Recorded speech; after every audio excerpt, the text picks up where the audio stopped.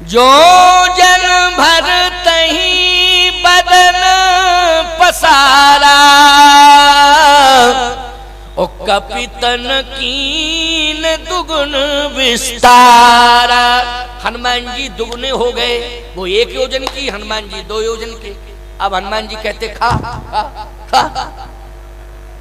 सुरसा ने कहा गजब की बात है, तुरंत बन गया ये 2 योजन का। इसके बाद 16 सीधे योजन के बाद 16। अब आप देखो भाई, हनुमान जी 2 योजन के हुए थे, उससे 4 का होना चाहिए था। हनुमान जी 8 के हो जाते तो तब उससे 16 का होना चाहिए था। क्यों भाई, यही क्रम था कि नहीं कर? लेकिन 1 योजन के बाद सीधा 16, सीधा 16। आप खूब पढ़ते हो रामायण, पढ़ते हो कि नहीं? लेकिन अर्थ बताओ। 1 योजन का होना तो ठीक है भाई, क्रम है ना, 1 से ही तो क्रम शुरू होता है। तो 1 योजन की हुई बात समझ में आ गई, लेकिन 1 के बाद सीधी 16 की।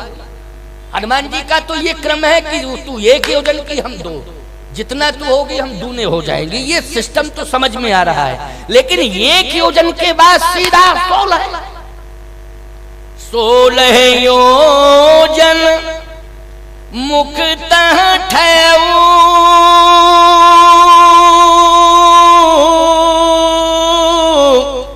ओ तुरत पवन सुत बत्स भयउ।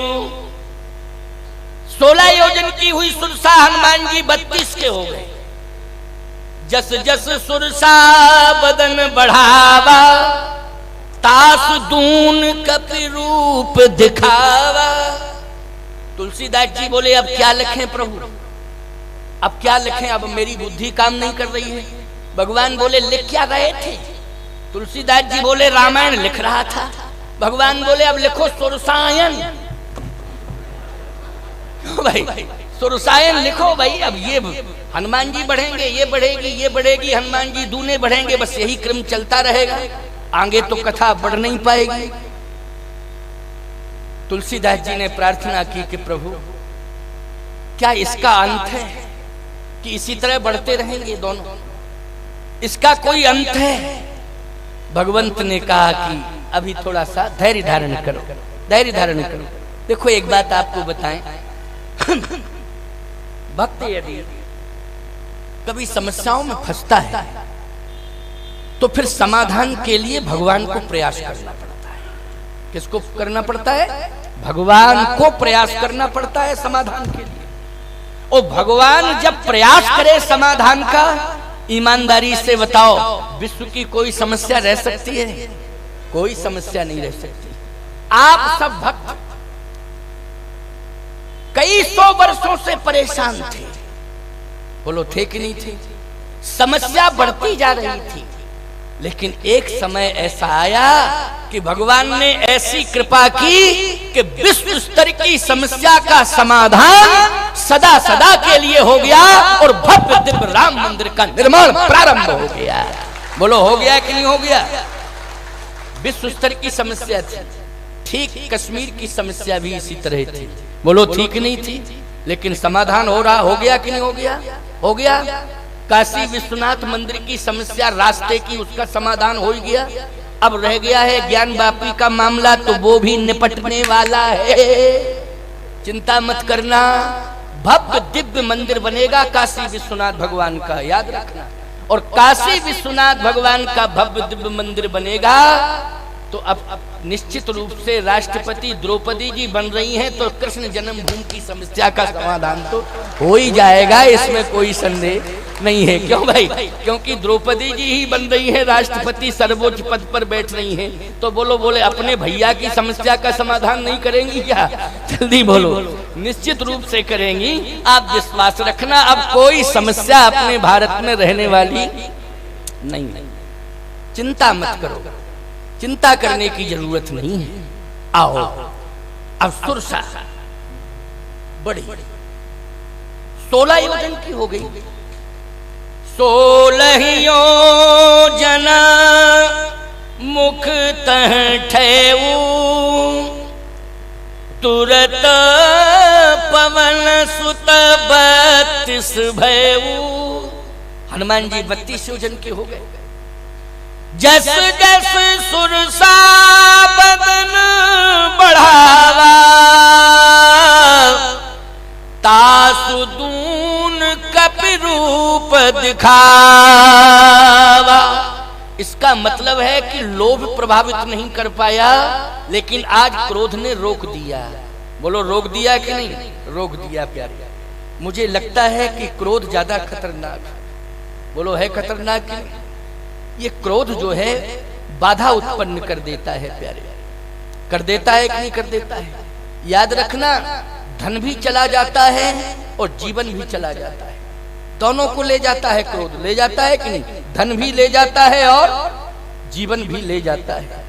इसलिए क्रोध पर नियंत्रण होना चाहिए। माताओं, आज कथा के माध्यम से आपको भी प्रेरणा मिल रही है, शिक्षा मिल रही है कि श्री जानकी जी ने एक बार क्रोध किया कि नहीं? कहां किया था? पंचवटी नासिक में। किसके ऊपर किया था? लक्ष्मण के ऊपर किया था। याद रखना, परिवार में अगर क्रोध होगा तो निश्चित रूप से हानि होगी। बोलो होगी कि नहीं होगी? परिवार में यदि क्रोध होगा तो निश्चित रूप से हानि होगी। और परिवार में जब प्रेम होगा तो उसका परिणाम कितना सुंदर आएगा। दोनों की बात मैं बता रहा हूं। एक और देखो, मिथिला। जब मिथिला में प्रेम राज्य स्थापित हुआ तो याद रखना, श्री जानकी जी वरण करके लाई गई। बोलो क्या करके लाई गई? वरण करके लाई गई। जब श्री जानकी जी के जीवन में प्रेम आया तो जानकी जी को भगवान ने वरण किया है और सम्मान पूर्वक वरण करके जनकपुर से अयोध्या लाया गया। और जब श्री जानकी जी ने क्रोध किया तो राम जी दूर हो गए और हरण करके सीता जी लंका में पहुंच गईं। ये क्रोध का परिणाम है। किसका परिणाम है? क्रोध का परिणाम। लंका में पहुंची। जैसे लंका में पहुंची, 14 महीने तक कितना कष्ट हुआ आप सबको अभी आगे सुनने को मिलेगा।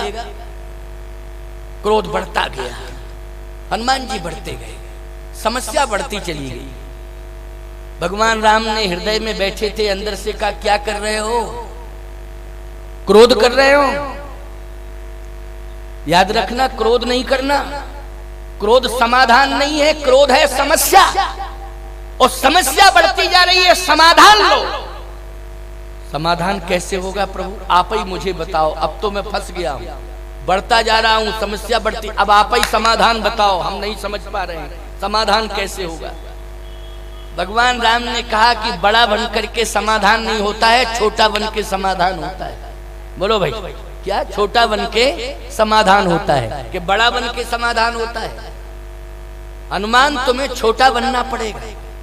हनुमान जी ने कहा सरकार, ये तो महामंत्र है मेरे लिए। हाँ, इसलिए तो मैं दे रहा हूँ। अच्छा बोलो, उर प्रेरक रघुवंश विभूषण। छोटा बनना ये क्या है? महामंत्र है। बोलो है कि नहीं? ये क्या है? महामंत्र है। और बड़ा बनना महामंत्र नहीं है प्यारे। बड़ा बनना क्या है? समस्याओं को बढ़ाना, समस्याओं को बढ़ाना। और छोटा बनना समस्याओं को कम करना, समाधान लेना। यही है एक सुंदर महामंत्र। भगवान ने कहा छोटे बन जाओ। हनुमान जी ने कहा छोटा बन करके, बोले समाधान हो जाएगा। सत जो जन तहीं आलन कीन्हा,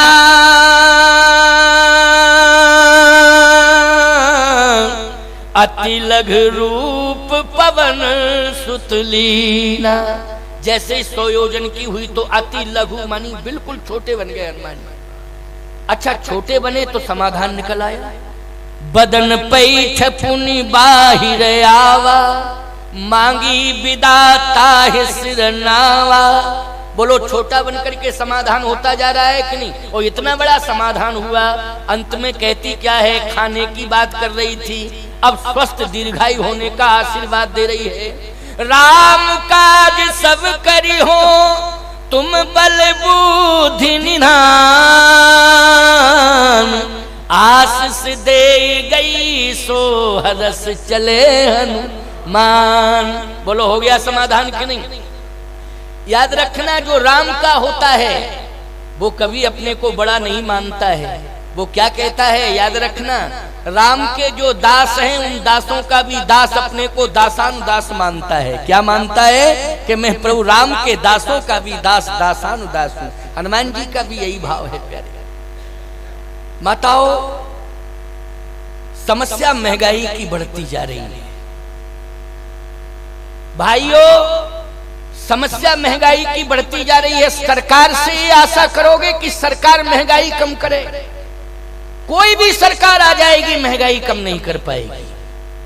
19-20 का अंतर हो जाएगा, समय पर कुछ रेट कम होंगे किसी के तो किसी के रेट बढ़ जाएंगे। क्यों भाई? अगर डीजल के रेट कम हुए तो पेट्रोल के बढ़ गए, पेट्रोल के कम डीजल के बढ़ गए। वो बढ़ना घटना लगा रहेगा। समझ गए हो कि नहीं? समझ रहे हो कि नहीं? अभी आपको क्या बतावें, डीजल में कम हुए, पेट्रोल में कम हुए तो लोहा बढ़ गया था, अब लोहा घट गया। बोलो ये घटना बढ़ना लगा रहेगा। लेकिन मैं एक बहुत बड़ी बात कह रहा हूं आज के प्रवचन में, जिससे आप सबको बहुत बड़ी राहत मिलेगी। मैं किसी सरकार का विरोध नहीं करूंगा, सरकारें अपना काम करती हैं। मैं कहता हूं वर्तमान की सरकारें बहुत अच्छा काम कर रही हैं, क्यों विरोध किया जाए? और आप कहो इसलिए नहीं कर रहे आप महात्माओं, ये महात्माओं की सरकार है। एक बात सुन लो, हमारा अपना महात्माओं का एक निजी दल है और उसी दल में जितने भी सार्थक सोच वाले हैं उसी दल के समर्थक। आपको आपने एक अलग से अपना दल बना लिया क्या?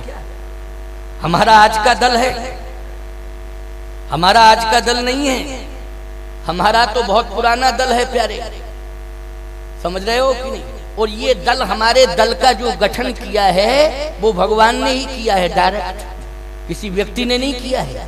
आपको आपका दल क्या है? याद रखना, बहुत से राजनीतिक दल है लेकिन हमारा अपना दल है तुलसी दल। बोलो है कि नहीं? और तुलसी दल को जन्म किसने दिया? बोलो भगवान ने दिया कि नहीं दिया? वृंदा को श्राप दिया और श्राप में ही वरदान मिल गया, वो तुलसी बन गई। बोलो क्या बन गई? श्राप ही वरदान बन गया, तो वृंदा क्या बन गई थी? तुलसी। तो इसका मतलब ये दल किसने प्रकट किया है? बोलो जल्दी। भगवान ने प्रकट किया है कि नहीं? वो हमारा दल है तुलसी दल। अब तुलसी दल की शरण में जो दल आ जाएगा वो दल दल से बच जाएगा, और जो तुलसी दल का विरोध करेगा वो दल दल में फंस जाएगा। क्यों भाई? स्पष्टीकरण हो गया कि नहीं हो गया? अब कोई समस्या रहनी ही नहीं चाहिए। लेकिन समाधान कैसे होगा महंगाई का? समाधान आप लोग कर सकते हो। सूत्र दे रहा हूं। क्या?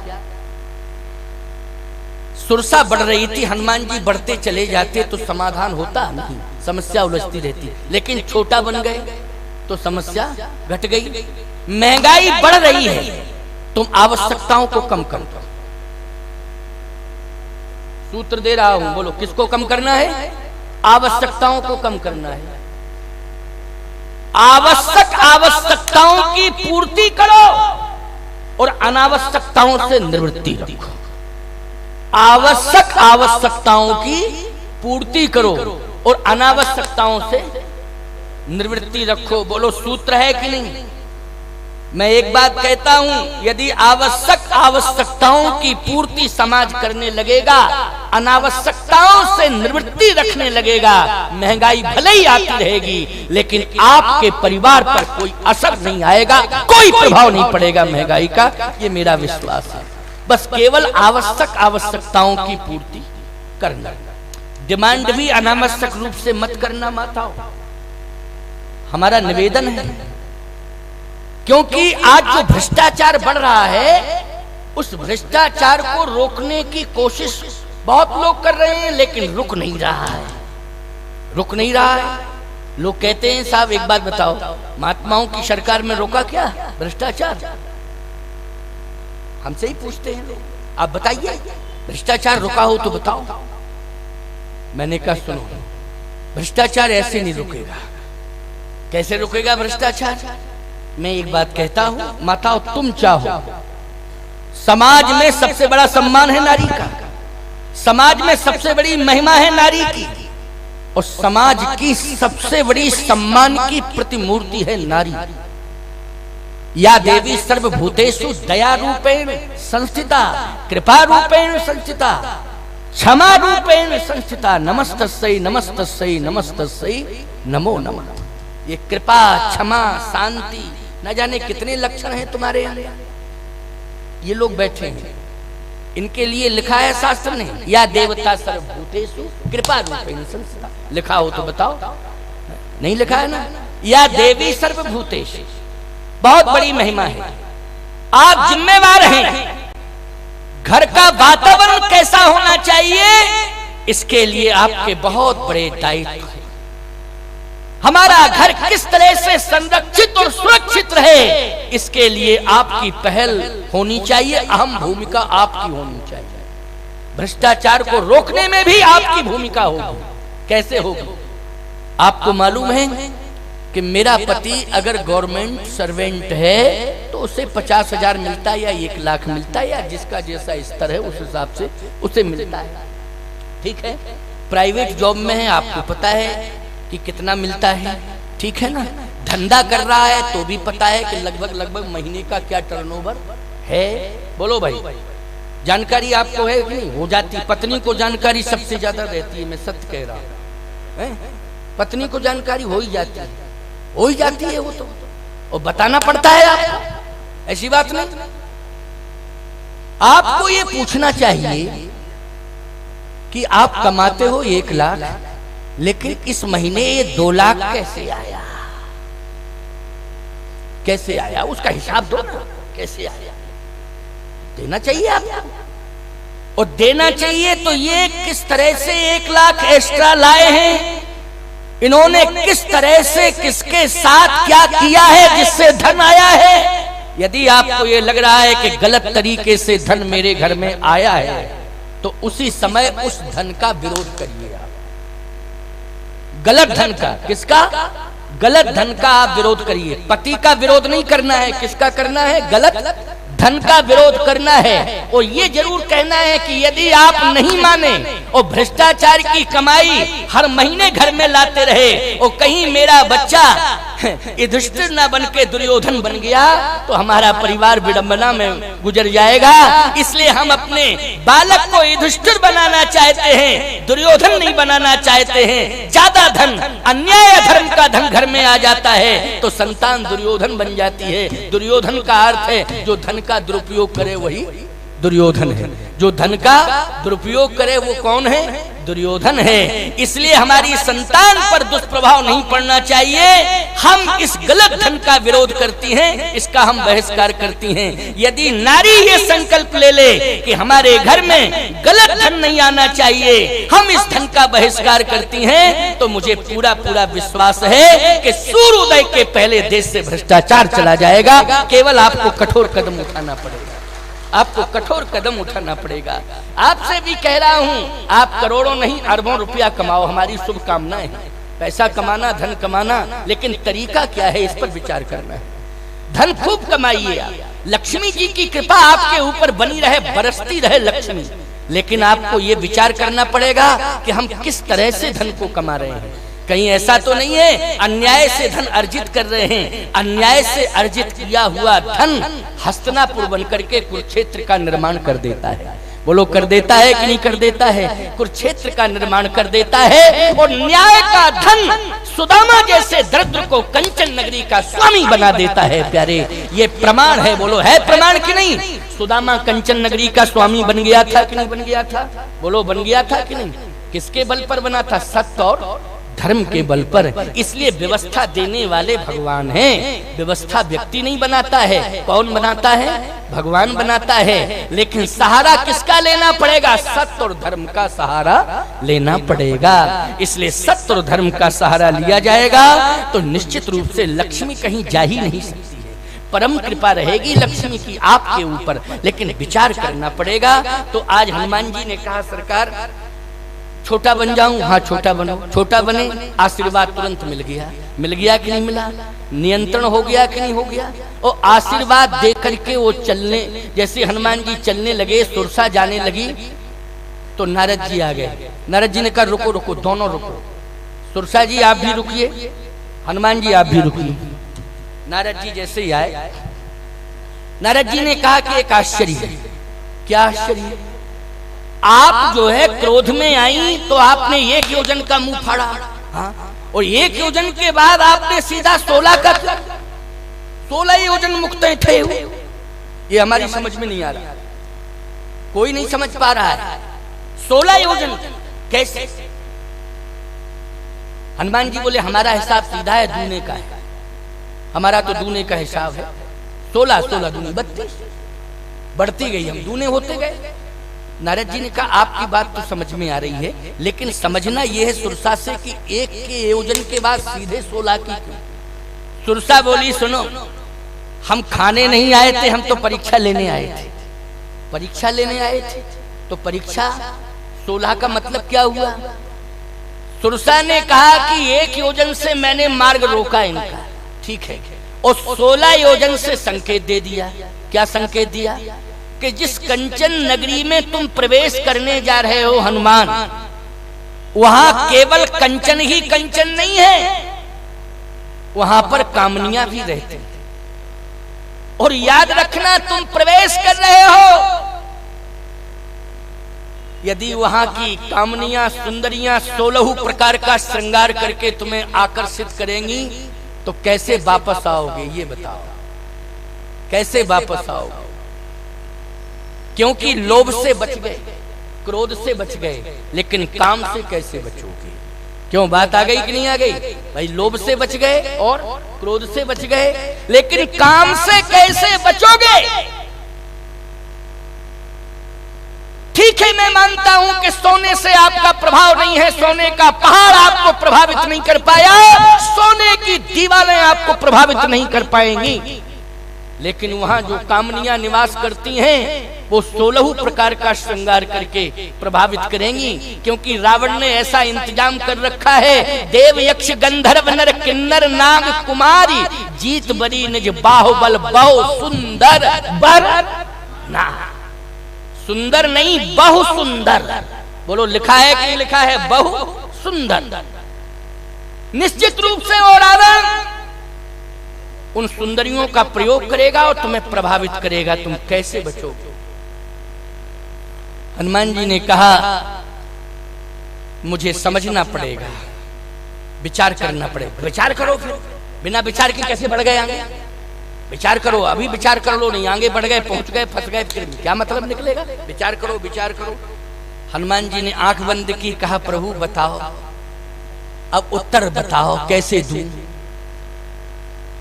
भगवान मुस्कुरा गए, कहो। हनुमान जी बोले इसलिए तो साथ में लाया था कि जहां जहां भी समस्या आएगी वहां समाधान आपको ही करना पड़ेगा, इसलिए अब मैं समस्या में फंस गया हूं, अब समाधान आप दो। भगवान ने कहा कह दो 16 दूनी 32। हनुमान जी बोले क्या कह दें 32 में? भगवान राम ने कहा ये कह दो हनुमान कि अगर सुरसा ये कह रही है कि 16 प्रकार का श्रृंगार करके वहां की सुंदरियां यदि हनुमान को प्रभावित करना चाहेंगी तो हनुमान तुम भी कह दो कि हम 32 योजन के इसलिए हो गए हैं कि जैसे 32 दांतों के बीच में जीव सुरक्षित बच जाती है, वैसे ही हम सुरक्षित बच के लंका से वापस चले जाएंगे। तुरंत पवन सुध 32। भाई उत्तर मिल गया कि नहीं मिल गया? बोलो मिल गया उत्तर। इसका मतलब है हनुमान जी काम से भी बच गए। बोलो लोभ से बचे, क्रोध से बचे और अब काम से भी बच गए।